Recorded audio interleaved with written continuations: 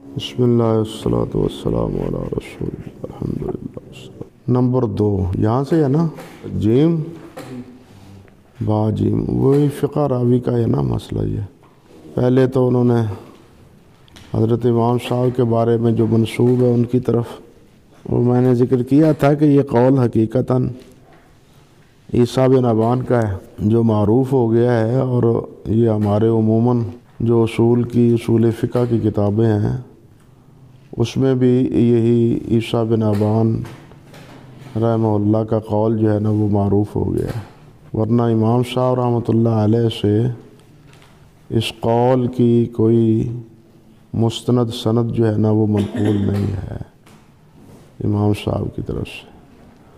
وہ لے دے کے ایک قصہ ذکر کرتے ہیں، وہ جو مناظرے کا ہے، معروف مناظرے کا ہے امام اوزاعی کے ساتھ رفع الیدین، عدم رفع الیدین پر، جس میں امام اوزاعی رحمۃ اللہ علیہ امام زہری رحمۃ اللہ علیہ کی روایت پیش کرتے ہیں، زہری سالم عن ابن عمر سے، اور امام صاحب اس کے مقابلے میں حضرت عبداللہ بن مسعود رضی اللہ تعالیٰ عنہ کی روایت پیش کرتے ہیں بواسطہ ابراہیم نخعی، اور پھر اس میں یہ بات کہتے بھی ہیں کہ ابراہیم نخعی وہ زیادہ فقیہ ہیں، حتیٰ کہ عبداللہ بن مسعود وہ زیادہ فقیہ ہیں۔ اس مناظرے سے بعد نے یہ اخذ کیا ہے، اور یہ اس کو حوالے کے طور پر پیش بھی کرتے ہیں کہ امام صاحب فقہ راوی کی شرط ترجیح میں قائم رکھتے ہیں، فقہ راوی کا لحاظ رکھتے ہیں، اسی مناظرے سے وہ استدلال کرنے والے کرتے ہیں۔ مگر آپ کے علم میں ہوگا کہ اس مناظرے کی رویداد بالکل لا شے ہے، کیونکہ اسے بیان کرنے والا وہ شاذکونی ہے، اور شاذکونی متروک ہی نہیں بلکہ وضاح ہے، باوجود ایک بڑا حافظ ہونے کے، حافظ حدیث ہے وہ، اور رجال کے بارے میں بڑی معرفت حاصل تھی اسے، بالخصوص تدلیس کے عنوان پر۔ اللہ اکبر کبیرہ۔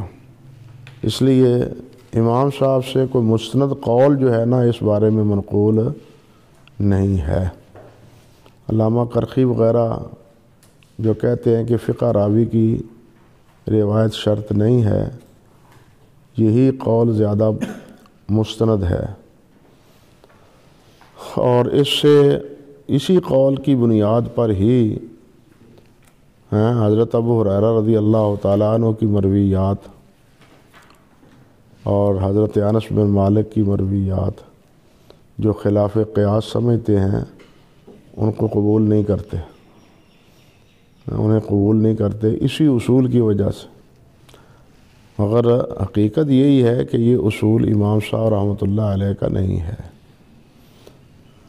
یہ بعد میں ان کے جو علمی حلقے ہیں ان میں یہ مختلف ہی رہا ہے،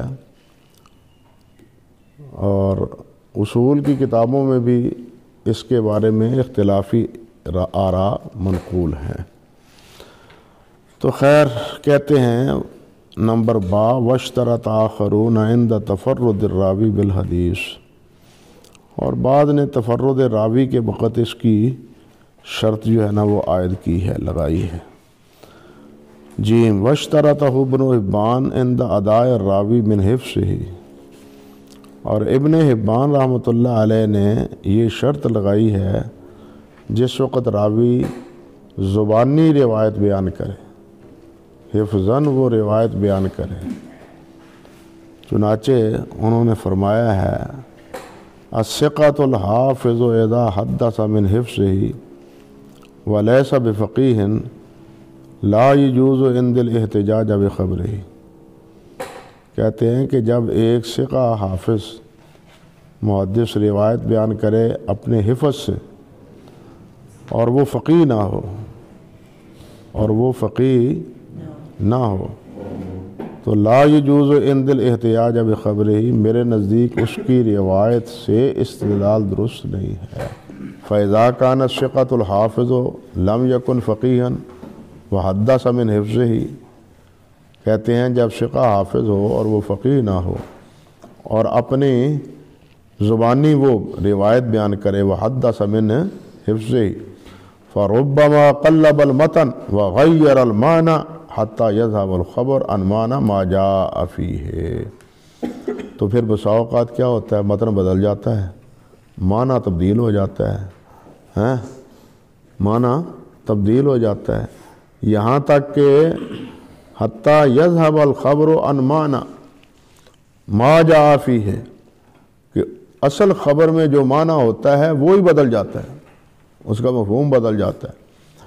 وَيُقَلِّبُ إِلَىٰ شَيْءٍ لَيْسَ مِنْهُ، اور ایسی چیز کی طرف وہ منقلب ہو جاتا ہے، بدل جاتا ہے جو اس کا حصہ نہیں ہے، وَهُوَ لَا يَعْلَمُ، اور بیان کرنے والے کو اس کا علم نہیں ہوتا۔ کہتے ہیں فَلَا يَجُوزُ عِنْدِ الْاحْتِجَاجَ بِخَبْرٍ مَنْ هَذَا نَعْتُهُ، جس کی یہ صفت ہو اس کی خبر سے استدلال نہیں، إِلَّا أَنْ يُحَدِّثَ مِنْ كِتَابٍ أَوْ يُوَافِقُ الثِّقَاتِ فیما یرویہ من متون الاخبار، ہاں اگر وہ روایت اپنی کتاب سے کریں، ظاہر بات ہے کتاب سے کریں گے تو کتاب کے الفاظ ہی بیان کریں گے، اس میں تبدیلی نہیں کریں گے، اور یوافق الثقات، یا ثقہ راوی جو ہیں ان کی موافقت کریں وہ لفظ بیان کرنے میں، فیما یرویہ من متون الاخبار، جس کو وہ احادیث کے متون کو بیان کرتا ہے محدث یا حافظ، اس کی تائید کرنے والے یا اس کو اور بھی ثقہ بیان کرنے والے مؤیدین ہوں تو پھر ان کی روایت یہ درست ہے۔ سمجھے بات؟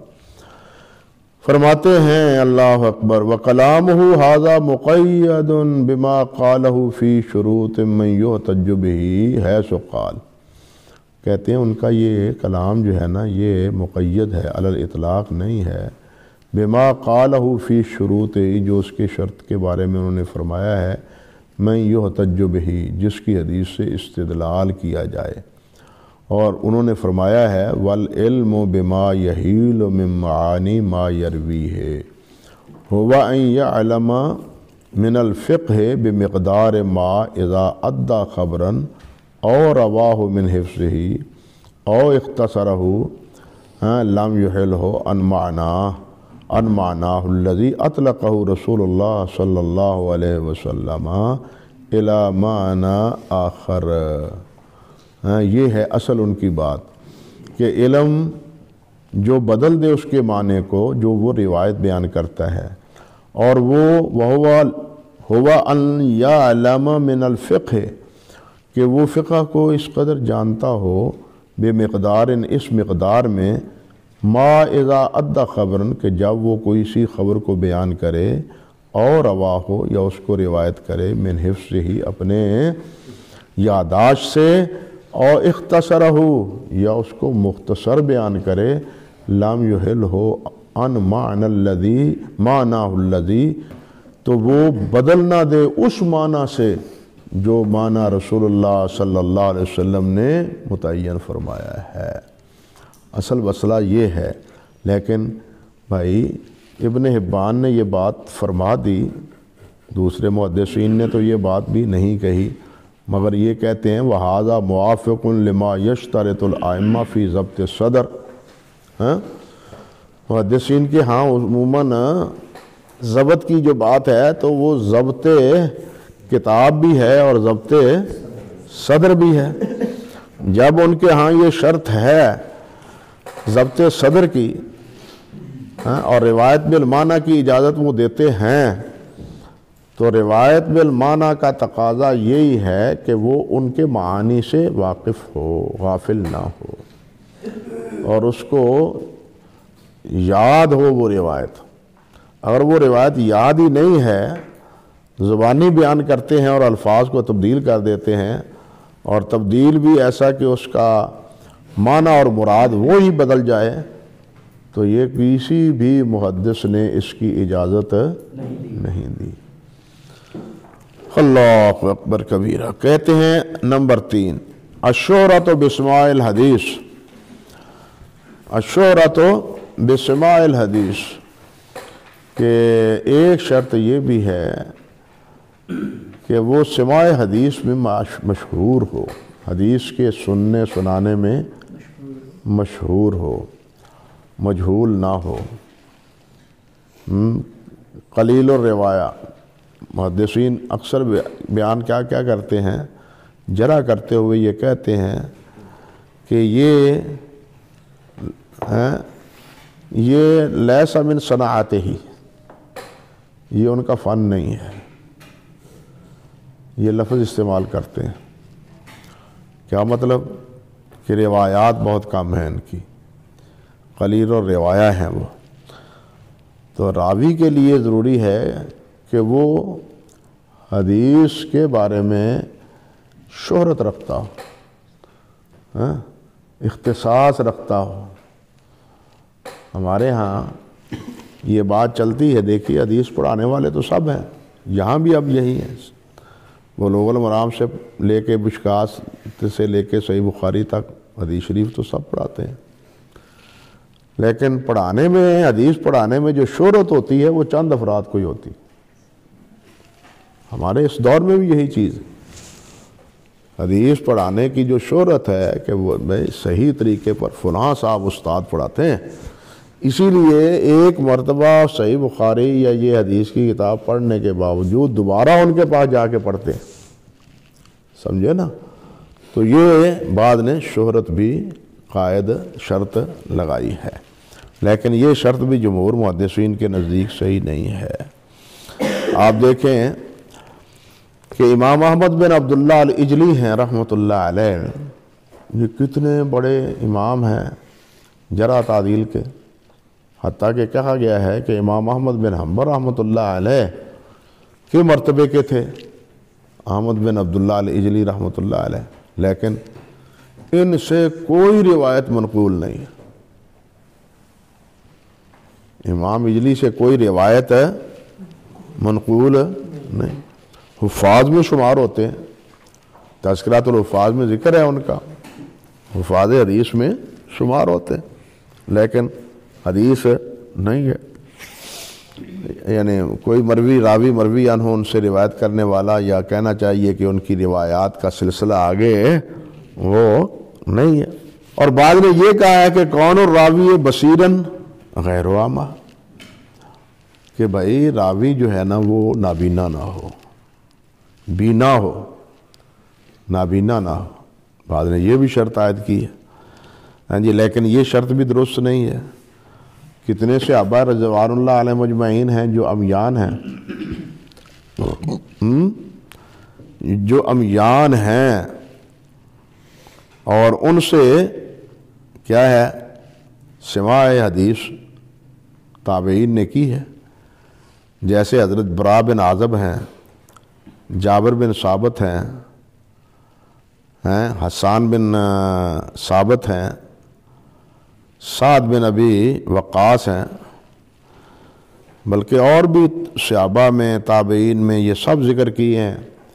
ابن جوزی رحمۃ اللہ علیہ نے تلقیح و فہوم اہل العصر میں، تلقیح و فہوم اہل العصر میں یہ عمیان جتنے ہیں ان سے روایت لی ہے، اور وہ کون کون سے ہیں نابینے صحابہ، ان کی تفصیل یا ان کی اسماء آپ تلقیح و فہوم اہل العصر میں ملاحظہ فرما سکتے ہیں۔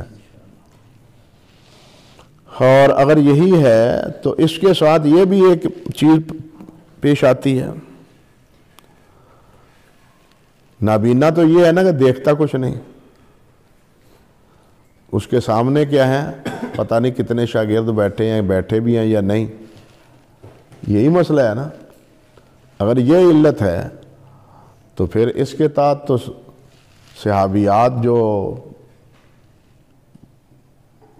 پردے میں بیٹھی ہوئی حدیث بیان کرتی تھیں ان کی بھی روایت نہیں ہونی چاہیے، کیونکہ ان کو بھی پتہ نہیں باہر ایک بیٹھا ہے یا دو بیٹھے ہیں یا 10 بیٹھے ہیں، سمجھے یا نہیں؟ اسی اصول کے تناظر میں صحابیات کی روایت جو ہے نا وہ بھی ناقابل قبول قرار پاتی ہے، اسی لیے جمہور کے نزدیک یہ شرط نہیں ہے۔ فرماتے ہیں وَإِنَّمَا لَمْ تُشْتَرَطْ هَذِهِ الْأُمُورِ، یہ جتنی باتیں ہم نے ذکر کی ہیں راجح قول کے مطابق یہ شرط قرار نہیں دی گئی۔ کیوں؟ ہاں، کونہ معروف النسب، جزاک اللہ۔ اور اسی طرح یہ کہنا ہونا کہ اس کا نسب جو ہے نا وہ معروف ہو۔ اللہ اکبر۔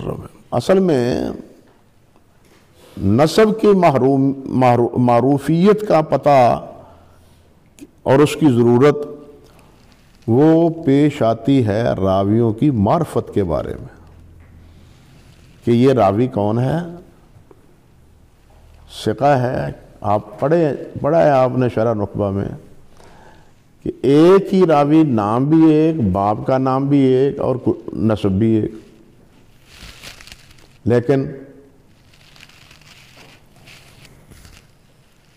لیکن کنیت کی وجہ سے یا بلد کی وجہ سے فرق ہو جاتا ہے کہ یہ علیحدہ ہے وہ علیحدہ ہے۔ یعنی نسب کا خاندان کی طرف نسبت یا علاقے کی طرف نسبت، اس سے پتہ چلتا ہے راوی کی معرفت کا، یعنی اس کی ضرورت ہے راوی کی معرفت کا کہ یہ کون سا راوی ہے۔ اس کا تعلق اس سے روایت لینے میں نہیں ہے، بات سمجھے یا نہیں؟ اللہ اکبر۔ اور راوی کا جو ابہام ہے نا، راوی کے بارے میں ابہام پیدا ہوا کہ یہ کون ہے، یہ اسی نام کا یہ راوی ہے وہ ثقہ ہے، اسی نام کا یہ راوی ہے وہ ضعیف ہے، یعنی اس ابہام کو دور کرنے کے لیے تو یہ شرط ہے، اس سے روایت لینے کے لیے یہ شرط جمہور کے نزدیک نہیں ہے۔ فرماتے ہیں کہ یہ جتنی ہم نے شرطیں بھائی آپ کے سامنے ذکر کی ہیں راجح قول کے مطابق یہ نہیں ہیں۔ کیوں کہ رسول اللہ صلی اللہ علیہ وسلم نے ارشاد فرمایا ہے، نظر اللہ عمران سامع مقالتی فحافظها ووعاها واداها لم يفرق بین من استوفى هذه الشروط ومن لم يستوفها، اور نہیں فرق کیا کس کے درمیان، جو اس شروط کو پورا کرتا ہے یا اس شروط کو پورا نہیں کرتا۔ ثم ان قوله فرب حامل فقہ غیر فقیہ، رب حامل فقہ الى من هو افقہ منہ صریح فی عدم اشتراط فقہ الراوی، صریح فی عدم اشتراط فقہ الراوی۔ اور اسی حدیث سے امام شافعی رحمۃ اللہ علیہ نے الرسالہ میں راوی کے عدم فقیہ ہونے پر استدلال بھی کیا ہے کہ راوی کے لیے فقیہ ہونا شرط۔ امام شافعی رحمۃ اللہ علیہ نے صفحہ 401 میں، اور اسی طرح ابن قدامہ میں نے روضۃ الناظر میں، روضۃ الناظر ہے نا ابن قدامہ کی اصول فقہ کی، اس کے صفحہ نمبر 292 جلد اول میں، اور امام شافعی رحمۃ اللہ علیہ نے الرسالہ کے صفحہ 401 میں اسی الفاظ سے استدلال کیا ہے کہ راوی کے لیے فقیہ ہونا شرط نہیں ہے۔ وَمِنْهَا مَا يَرْجِعُ إِلَىٰ رِوَایَتِ الرَّاوِی، اور ان میں بعض وہ بھی شرطیں ہیں جو لوٹتی ہیں کس کی طرف، راوی کی روایت کی طرف، راوی کی روایت کی طرف۔ اور ان میں اہم کیا ہے، وَأَهَمُّهَا عَدْمُ تَفَرُّدِهَا بِالْحَدِيثِ، کہ وہ راوی میں وہ کیا ہے، منفرد نہ ہو، حدیث کو بیان کرنے میں وہ کیا ہے؟ منفرد نہ ہو۔ اللہ اکبر۔ نمبر 2 دیکھیے نا، شرح نخبہ میں آپ نے پڑھا ہے کہ راوی کے لیے ضروری ہے کہ اس سے روایت کرنے والے کم سے کم کیا ہوں؟ 2 ہوں، اور یہ معتزلہ کا اصول ہے۔ ابن عربی نے بھی اس کو اختیار کر لیا، ابن العربی نے، شرح نخبہ میں اس کی تفصیل آپ پڑھ چکے ہیں۔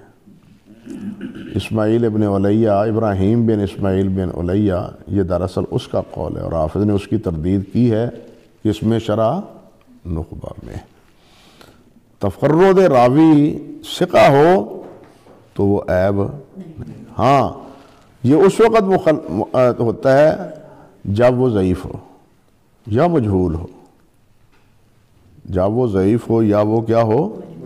مجہول ہو، تب مجہول کا اور ضعیف کا تفرد وہ موجب قدح ہے متن کے، سمجھے؟ یعنی ثقہ کا نہیں۔ ثقہ کی کتنی روایتیں ہیں کہ جن کو تنہا ایک ہی صحابی، ایک ہی تابعی، یہ پہلی روایت بخاری شریف کی وہ بھی، اور آخری روایت بخاری شریف کی وہ بھی فرد ہی ہے نا، فرد ہی ہے نا۔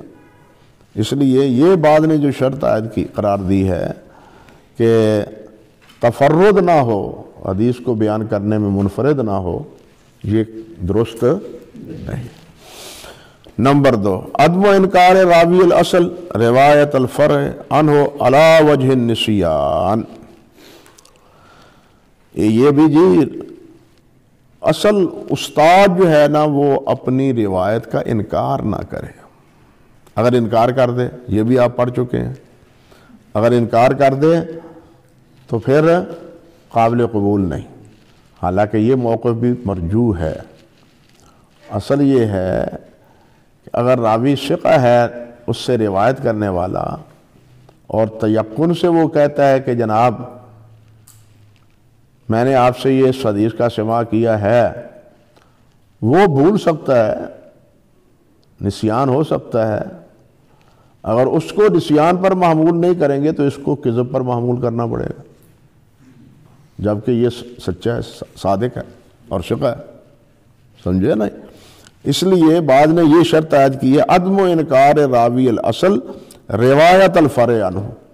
فرع سے مراد شاگرد، اصل سے مراد استاد، علی وجہ النسیان، بھولنے کی وجہ سے۔ وَإِنَّمَا لَمْ يُشْتَرَطْ هَذَانِ عَلَى الْقَوْلِ الرَّاجِحِ، اور یہ دونوں شرطیں جو ہیں نا وہ کیا ہیں؟ راجح قول کے مطابق شرطیں نہیں ہیں۔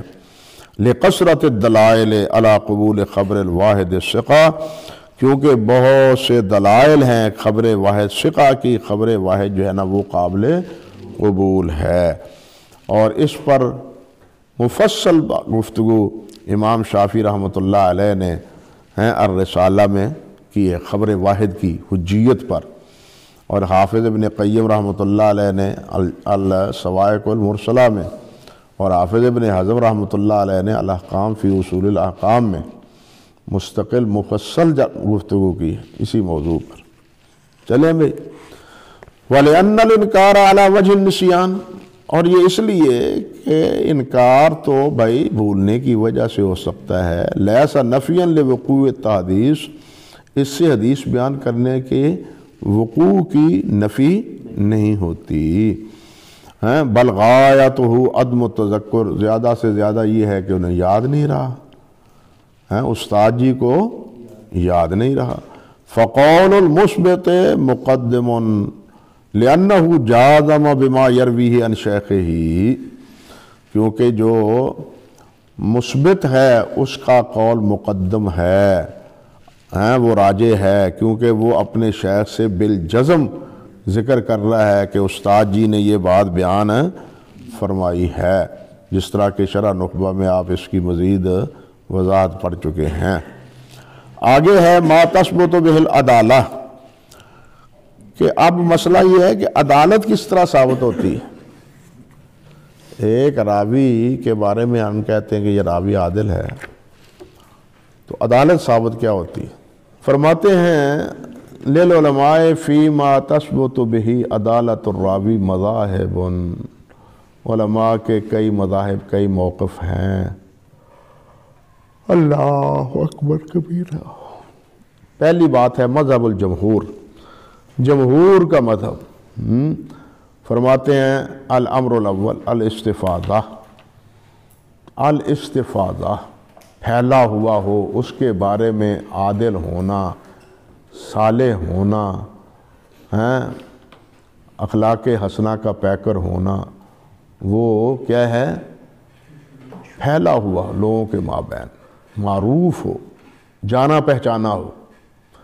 یہ حدیث کی جو انواع اور اقسام ہیں اس میں آپ یہ بات پڑھ چکے ہیں نا، اللہ کے بندو، حدیث مستفیض، مشہور حدیث، یہ وہی مستفیض ہے، استفاضہ ہے۔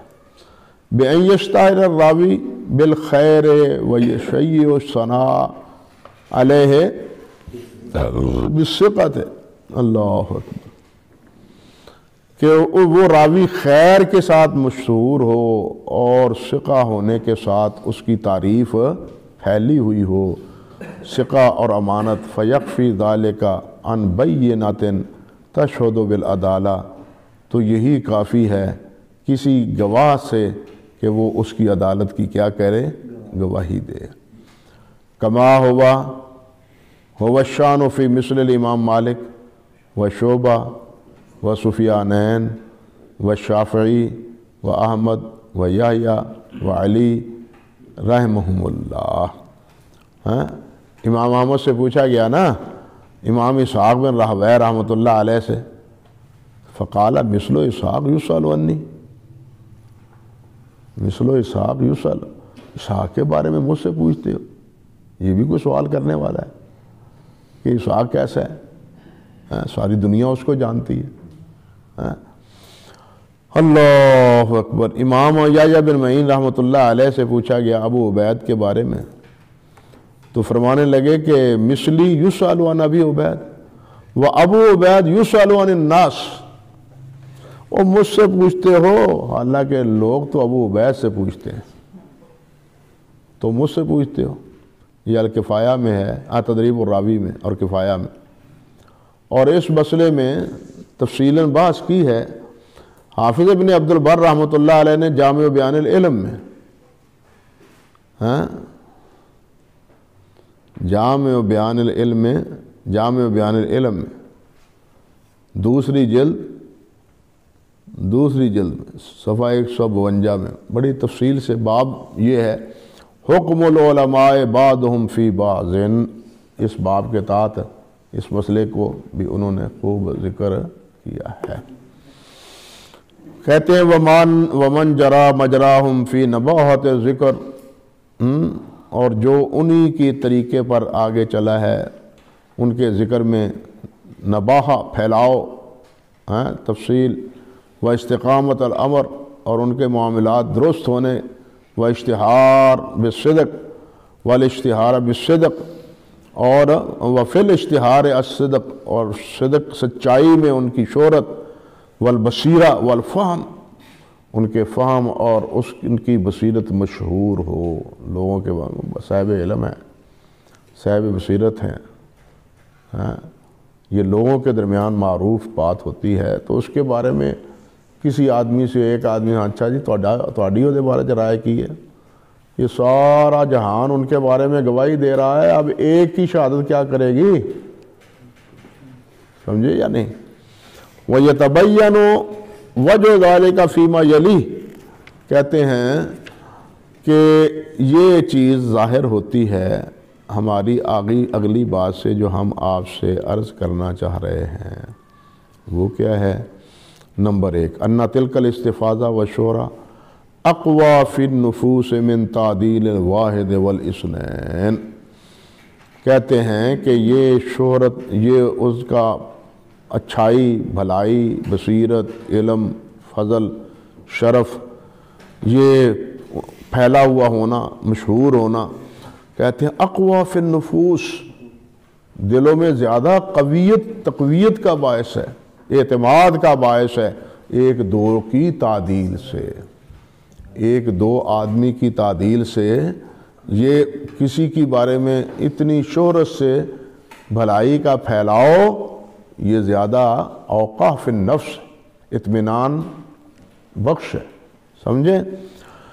نمبر 2، ان غایت الامر من تزکیت المعدل ان یبلغ ظہور ستر الراوی۔ وہ زیادہ سے زیادہ آخری بات تو یہی ہے نا کسی تعدیل کرنے والے کی تزکیہ سے، کہ وہ اس سے راوی کا جو ہے نا پردہ وہ زائل ہو جاتا ہے۔ کیا مطلب؟ کہ جو مستور راوی ہے اس کی حقیقت نمایاں ہو جاتی ہے۔ وَهِيَ لَا تَبْلُغُ ذَلِكَ أَبَدًا، لیکن اس سے اس کے مرتبے اور مقام کو نہیں پہنچتی جس کے بارے میں شہرت اور معروف ہو، کیا؟ عدالت، ضبط، علم، بصیرت۔ وہ ایک دو آدمی کی سے آپ کیا کریں، نتیجہ کیا نکلتا ہے کہ وہ مستور نہیں ہے، یہی ہے نا۔ لیکن یہاں تو مستور کیا، سارا جہان ان کے بارے میں کیا کہہ رہا ہے، تعریف، رطب اللسان ہے ان کے بارے میں۔ فرماتے ہیں فلا حاجت اذن الی تعدیل لظاہر العدالت المشتہرہ۔ اس لیے جناب ان کی ظاہری جو ہے نا مشہور عدالت، اس کی اجازت، اس کی ضرورت نہیں ہے۔ فلا حاجت، کوئی حاجت نہیں ہے، ضرورت نہیں۔ اور یہ بات الکفایہ میں خطیب بغدادی رحمۃ اللہ علیہ نے بھی کہی ہے، اور وہ باب ہے باب فی المحدث المشہور بالعدالت والثقہ۔ اس باب کے تحت یہ ساری باتیں ہیں الکفایہ میں موجود ہیں۔ باب فی المحدث المشہور بالعدالت والشہرہ۔ اللہ اکبر کبیرہ۔ آگے ہے میرے بھائی والامر الثانی، یہ یوم ثانی۔